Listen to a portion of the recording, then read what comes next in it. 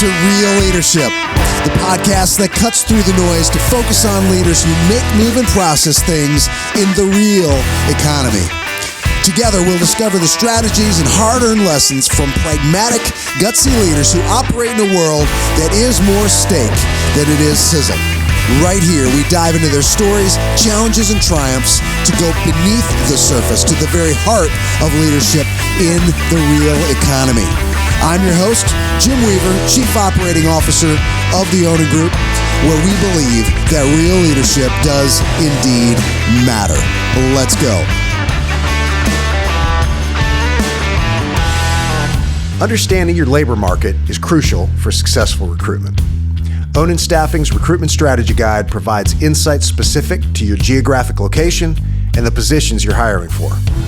Our Recruitment Strategy Guide delivers a clear snapshot of your labor market and actionable intel to tackle market-specific challenges. With Ōnin's expertise, we help you navigate and win in your competitive landscape. Empower your recruiting process with the insights you need. Learn more about Ōnin's Recruitment Strategy Guide at oninstaffing.com/strategy.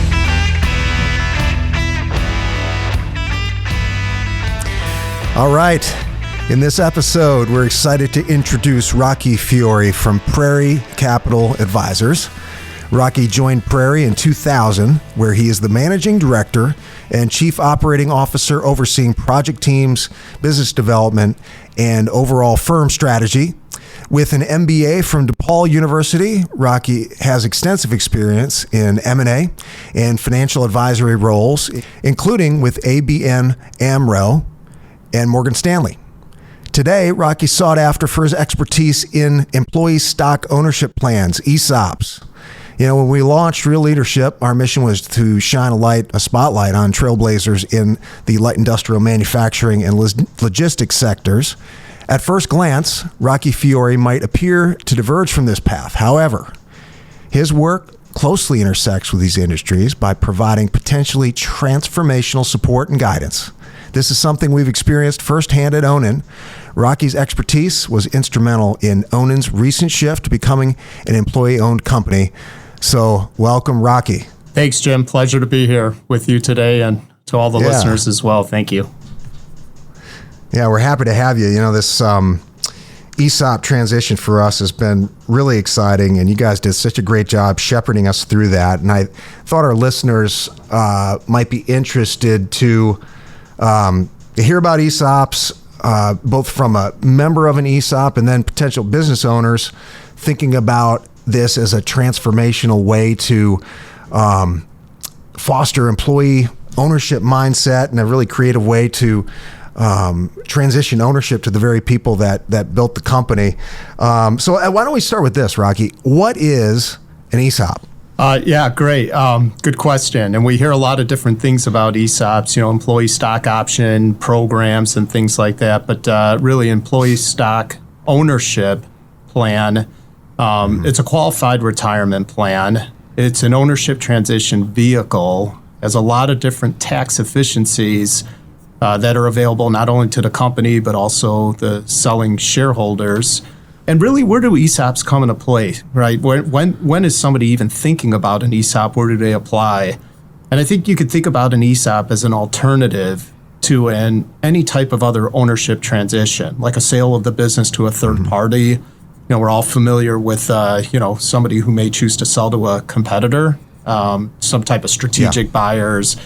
There's private equity that's always in a conversation these days. So an ESOP can be a competing transaction with those types of transactions and offer different types of outcomes for the seller, obviously for the business themselves, allowing the business to be able to continue operating as is, so to speak, to continue and remain independent, not be owned or controlled by somebody else.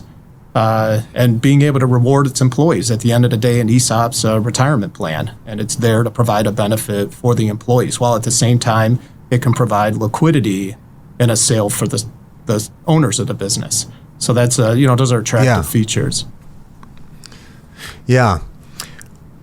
Talk more about the types of companies that, and actually maybe first, like, tell me more about why an owner would choose that path. Expand on that a little bit more. You touched on a lot, but double click on that. Yeah, absolutely, Jim. So when you think about who or what type of business might be considering an ESOP or might be a good fit for an ESOP, typically they're more mature businesses. They have a steady cash flow stream. Size is an important factor. There's not a... It is an important factor. You'd want to have a business that, and there isn't a hard and fast rule, but if a business has 10 employees, probably not going to be a really good ESOP candidate. If it has 20 employees, maybe an option, probably not an ESOP candidate. But if you're north of 25, certainly north of 50, you can at least have a conversation if it makes sense for the business. And then once certainly you get into 100, 200 plus employees, it can end up being a very meaningful or a serious potential outcome for transitioning ownership.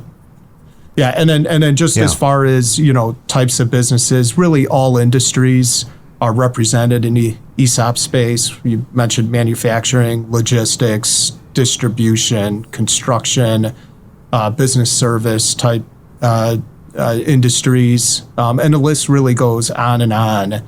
There isn't really one type of industry that works well for ESOPs. I mean, at the end of the day, you want really just a business that's well-functioning, has a good operating model, has a quality management team, has a predictable level of cash flow, ultimately to be able to support an ESOP transaction. Yeah. You mentioned being able to keep the leadership structure in place, the business structure in place, and I think maybe that's a misperception that the owners are kind of just giving it to the employees. Talk about the mechanics of that and how all that works. Yeah, sure. So at the end of the day, most ESOP transactions are leveraged, meaning they take on debt and they borrow money from a bank, and the company has an obligation. So the employees themselves are not putting any of their own money. So employees essentially are beneficiaries of the ESOP. And just like a 401k plan, they are become eligible to be in the plan. So there's eligibility requirements, just like a 401k. But what an employee is eligible to be in the plan, there's really no way to keep that individual or any other eligible employee out of the plan. It's very formulaic in terms of how much benefit or how many shares each of those eligible employees receive within the ESOP. We like to call them non-discriminatory plans, meaning there's nothing from an employer standpoint you can do to discriminate against any single employee who would otherwise be eligible in the plan from actually receiving a benefit, which we think is a great thing. They're very democratic in that nature. It's just if you qualify, you're in the plan, you don't put any money, and you actually do receive shares of the sponsoring ESOP company. Okay.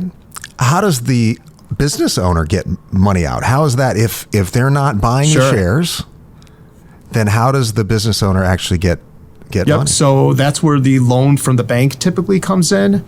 So the company itself will borrow money from a bank, then loan it to the ESOP. The ESOP then has the money to buy shares from the seller, right? So now you have the shares that the seller has sold in the ESOP. You have the cash that came in from the bank, right, now in the seller's hands. And now you have the company having an obligation with the bank to repay that loan, right? And over time, when you pay that debt back, you're doing what? You're creating equity value. The shares that are held in the plan are representative of equity value. So by paying down that debt, you are potentially increasing equity value, creating value for the ESOP participants.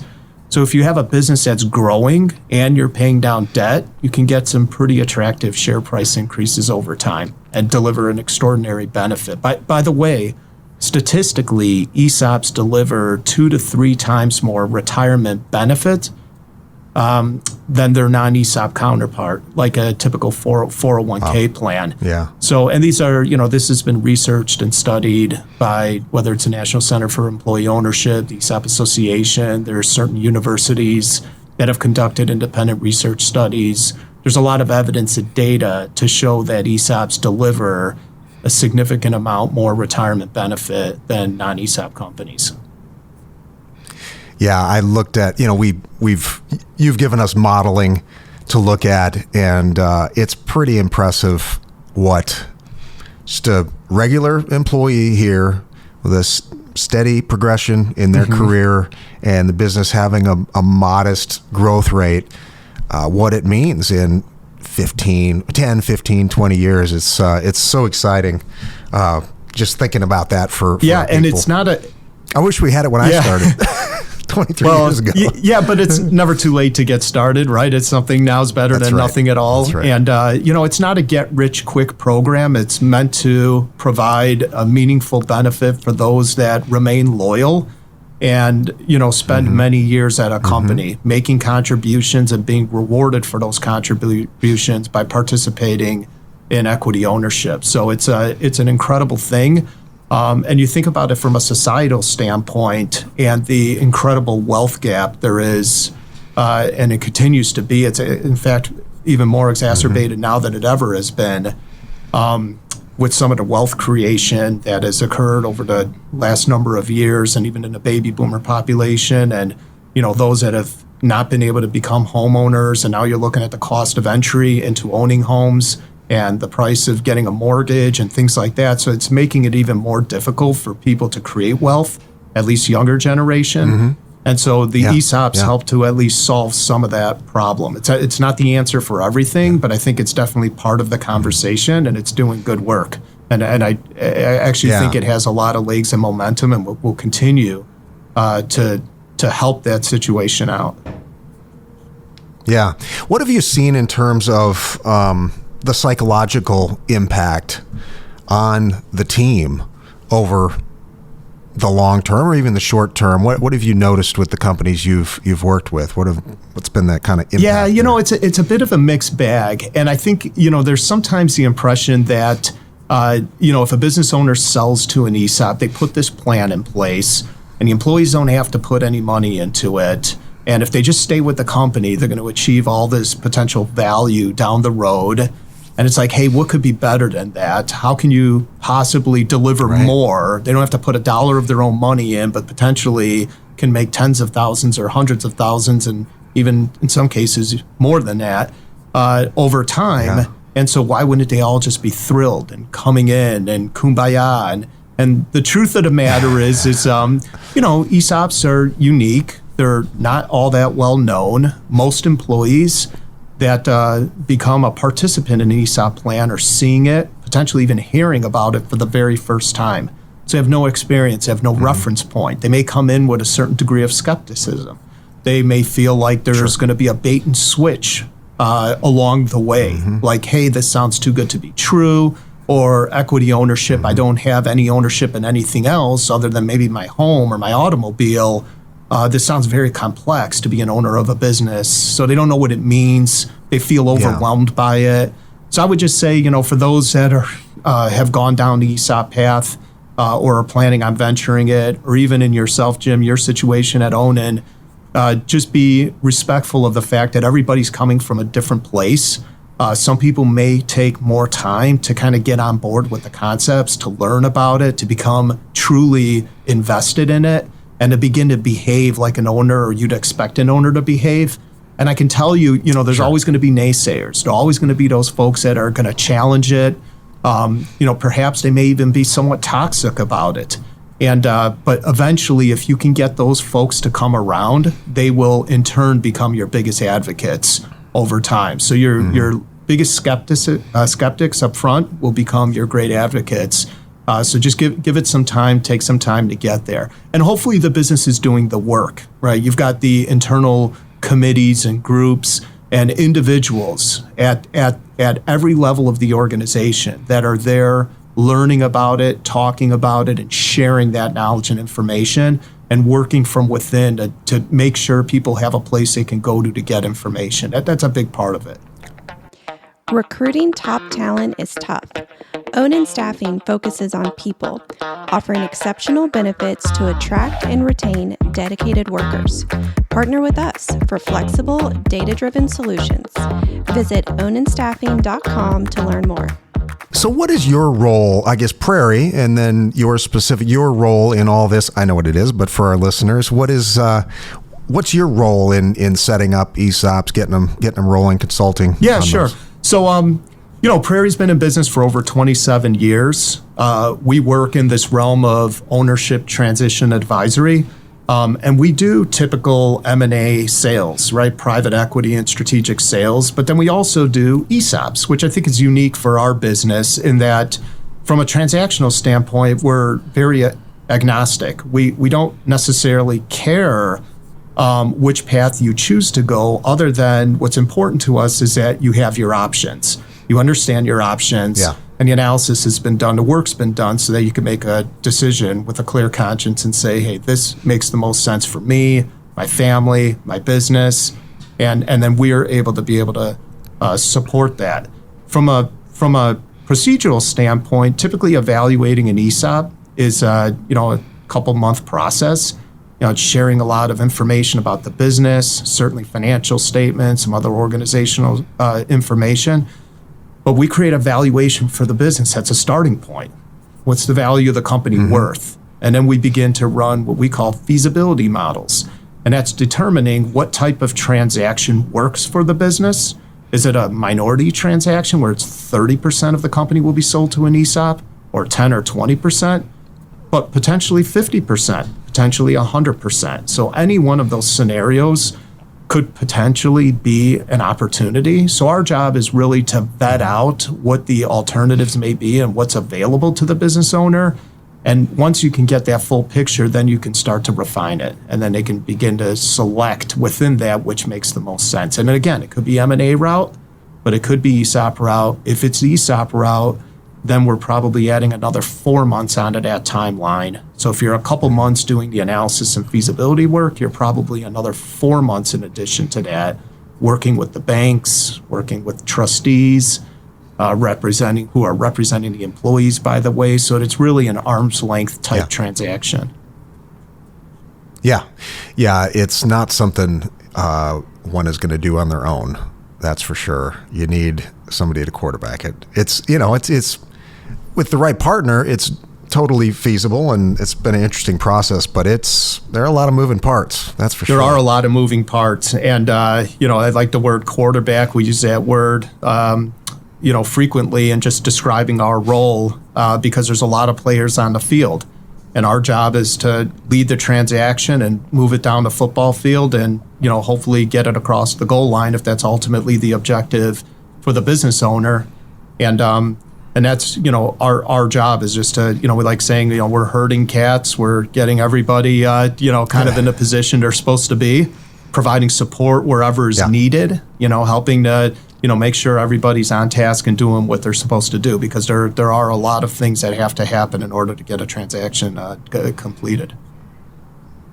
Yeah.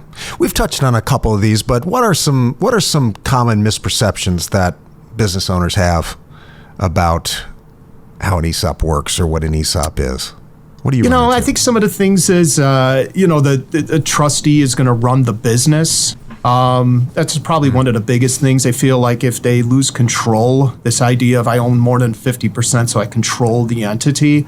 And if I sell more than 50%, I lose control of the entity. I think there's some degree of that, right? If somebody has a controlling interest in the company, ultimately they can do things like elect board of directors that can change the path of the business.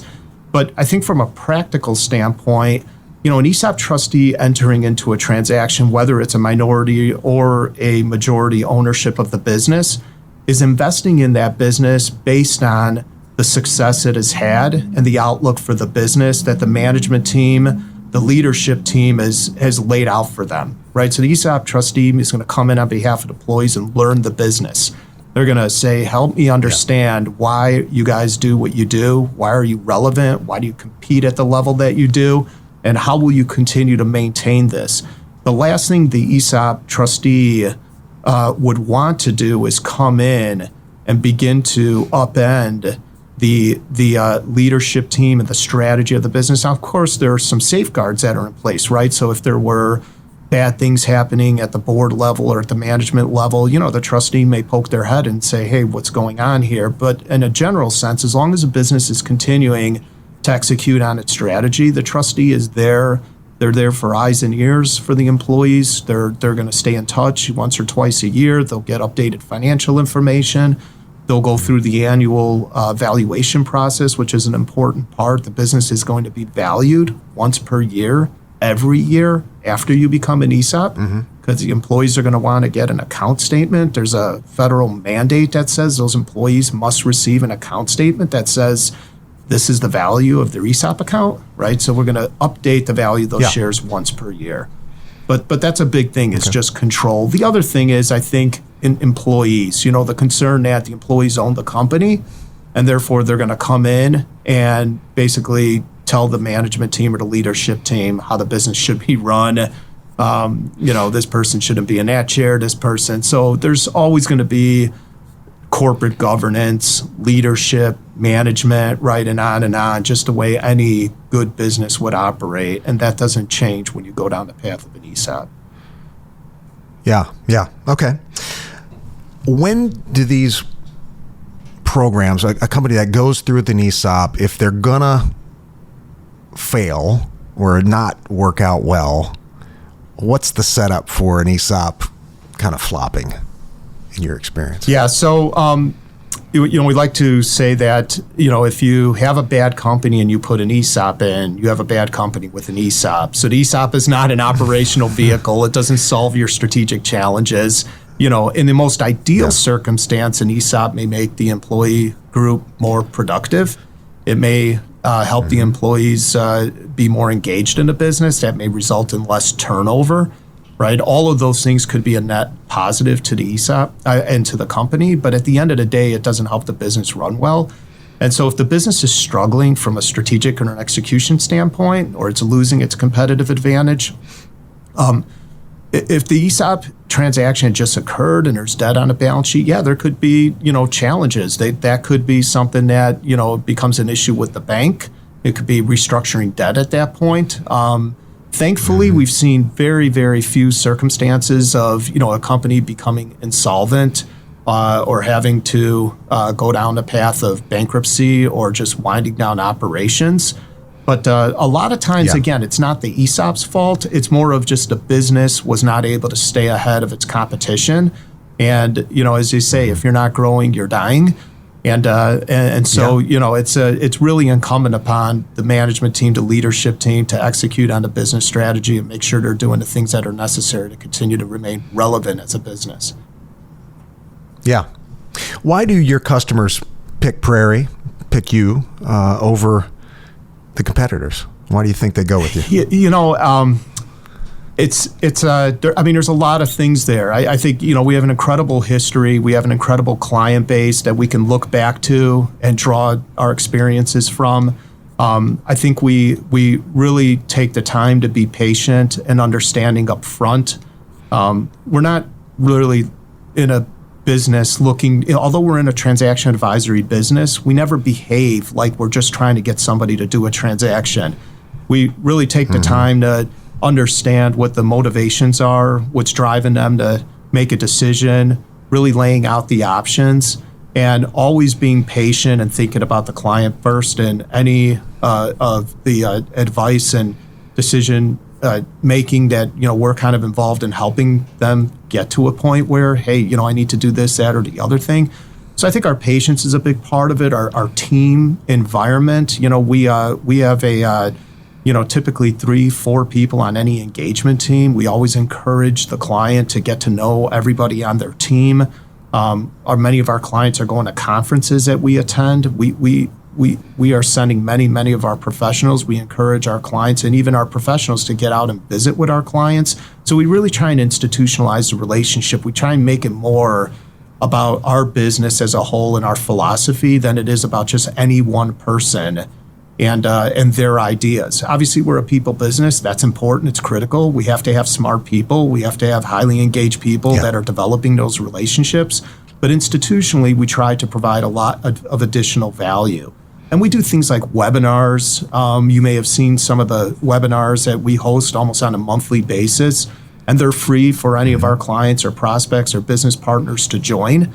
And they can consume some of our information. They can get some of our education materials in a non-threatening way. They don't have to sit down and meet with us face to face. They don't have to fly out and go somewhere or us fly out. They can just sit back, the comfort of their own home or office, and consume some of the information that we have to share, and they can follow up as they see fit. Yeah. Let's pivot to your leadership a little bit. Not only are you an ESOP expert, but you're a leader. It's NFL playoff time right now, and before we started rolling, we were talking about the Detroit Lions and Dan Campbell. Unfortunately, they lost to the San Francisco 49ers, but that team had quite a turnaround. And since Dan Campbell took over, what do you think is going on there?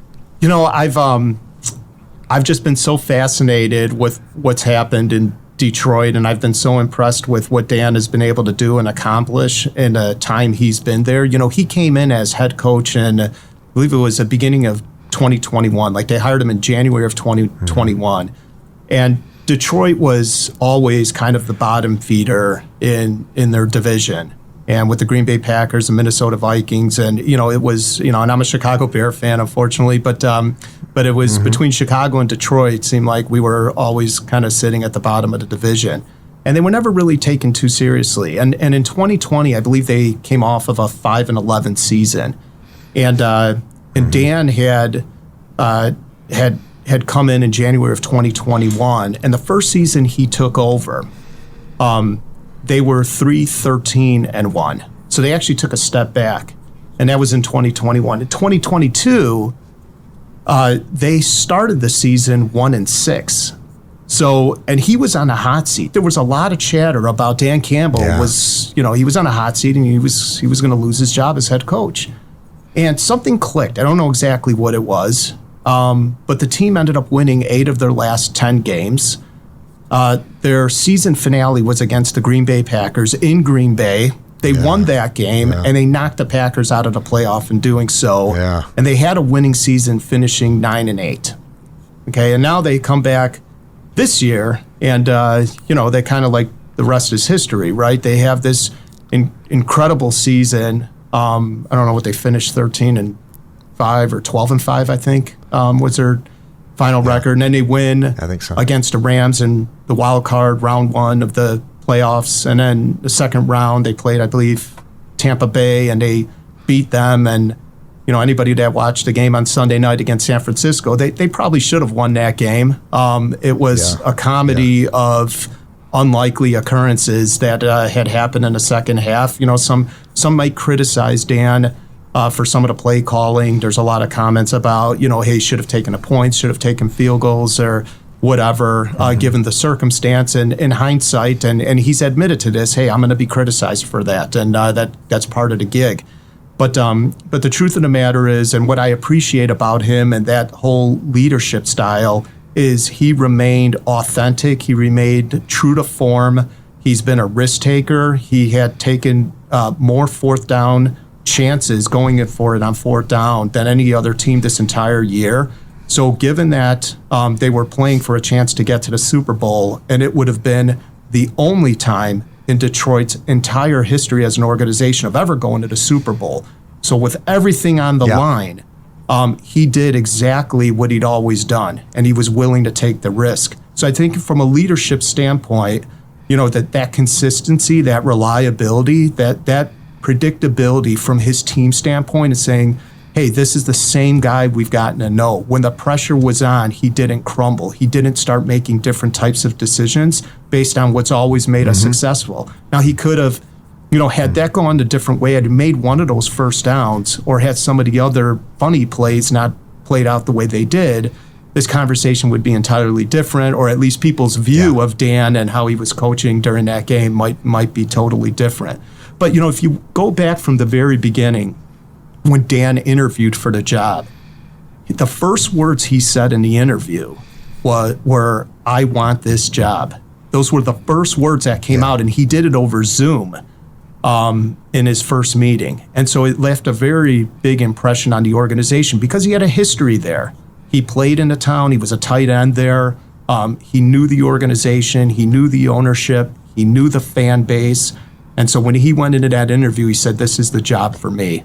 We're about ready to make a change. I feel it coming." Like, he said all those things. So I just think it's very cool. Yeah.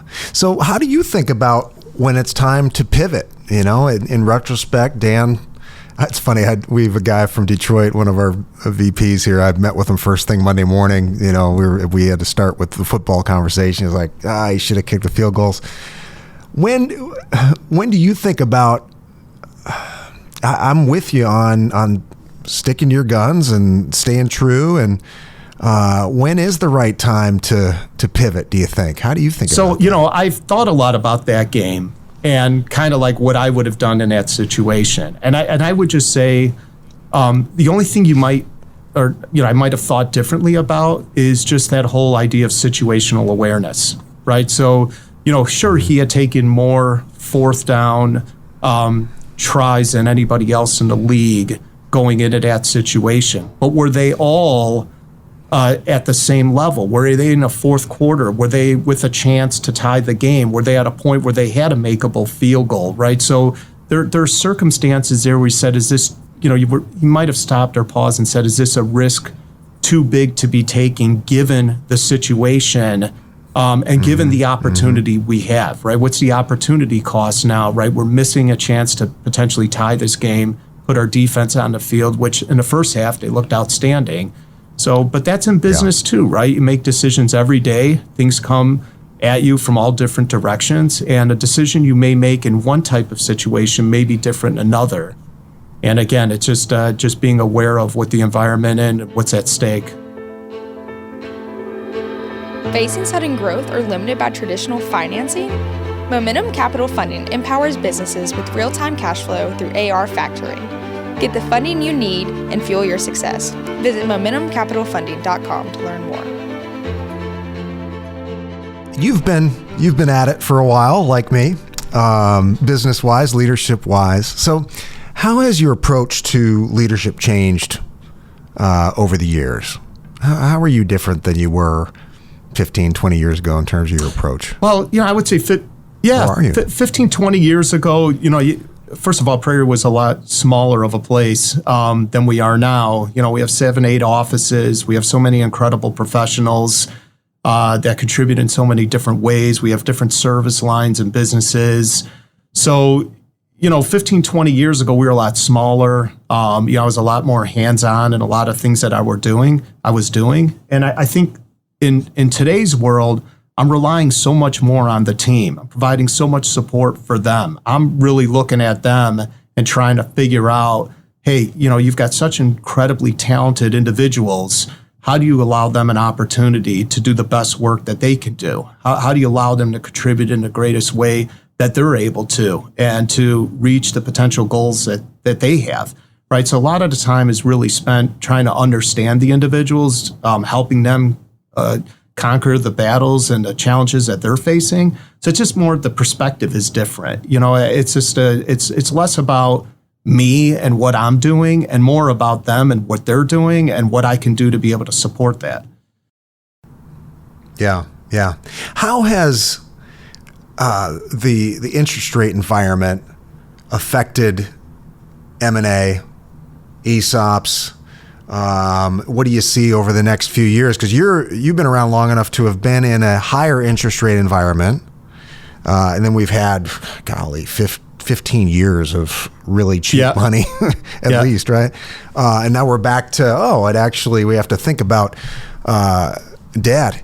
How have you seen things change, and what do you think is coming over the next 5 years? Yeah, it's been surprisingly very good. The market continues to be extremely resilient. And what we hear on the street is, the transactional environment continues to remain pretty healthy. Now, obviously, private equity, because the majority, if not all the deals that they get involved with have a very substantial level of debt, and that's how they can achieve the returns on their investments. And so their return models change substantially when the cost of debt increases at the level they have. And then you combine that with the fact that valuations still look pretty high these days. We're seeing stock markets trading at near all-time highs, or if not at all-time highs. And then you look at that alongside, the potential talk of the market pulling back, whether it's the second half of next year, mild recession, soft landing, those kind of things. So there's just uncertainty on the horizon. And so I think in the private equity community, things have maybe taken, I wouldn't say necessarily a pause, but slowed down, maybe a little more time, being a little more patient, being a little more selective, going after certain opportunities, maybe eliminating certain industries, that they may view as being somewhat of a challenge in the current environment. So those type of things. But by and large, I think it's been better than most people were expecting. And if we can get any rate relief coming in, I think the earliest I've been hearing from some economists are that, may be the first time the Fed starts pulling back on rates, but certainly the second half of this year and potentially leading into 2025. And that's going to, I think, be a big impetus for a lot of deals that are maybe just sputtering along to come back online. Yeah. Okay. Well, cool. I appreciate the insight. How can folks get in touch with you, find out more about you, about Prairie? Yeah, sure. They can reach me at email is rfiore, that's RFIORE at prairiecap.com. That's prairiecap.com. Or on my phone, which is 630-413-5575. Okay, we'll put that in the show notes, and we'll put your LinkedIn profile in there as well, and then the company website, so folks can track you down. You've done a great job for us, and I appreciate you coming on and helping us understand the ESOP landscape a little bit better Jim, today. this has been awesome. I really appreciate the opportunity. It's been great talking to you. Best of luck to you and your team as you go on your ESOP journey. And we look forward to seeing all your successes in the future as well. Thanks, Rocky. Okay, until next time, keep it real. Thank you for listening. This podcast was powered by Ōnin, a family of staffing companies providing real staffing solutions to manufacturing, logistics, and food processing companies across the United States of America. To get in touch or learn more about partnering with an Ōnin Group company, visit us at www.oningroup.com. Thanks for tuning in. Until next time.